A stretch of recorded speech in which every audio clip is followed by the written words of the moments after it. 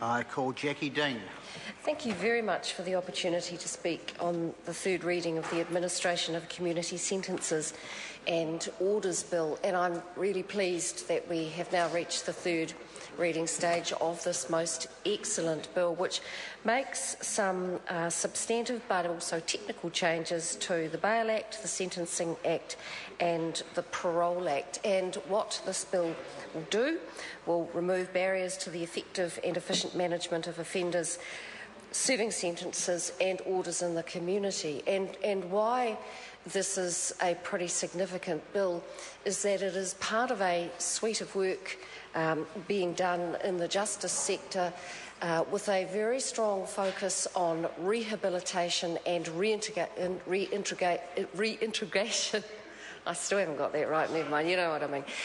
Reintegration, that's it, of offenders into the community. I know I jest, it actually isn't a laughing matter. It's incredibly important that the good work done by Honourable Judith Collins and Honourable Anne Tolley in this field is given effect in this legislation, because what is really important, no, not tonight, we won't finish it tonight, the member's quite correct, we probably will have to finish off the third reading another night, but we're making a very good start. And the point that is really to be made around this is that what do we want out of our criminal justice system?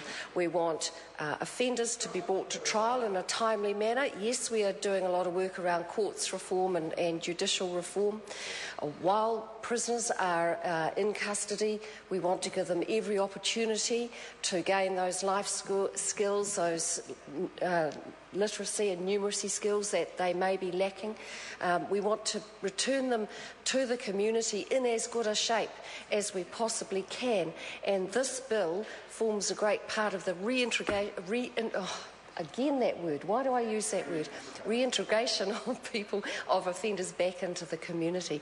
And as Chris Farfoy mentioned in his contribution, it is as simple as things as realigning the boundaries for electronic monitoring. So formerly, the technology meant that a boundary was always going to be like this, and so on an offender's property, if the boundary is like this, but actually the letterbox is out here, he's always going to breach his bail conditions by going outside that area. So this bill is around improving the efficiencies around that, and I commend it to the House.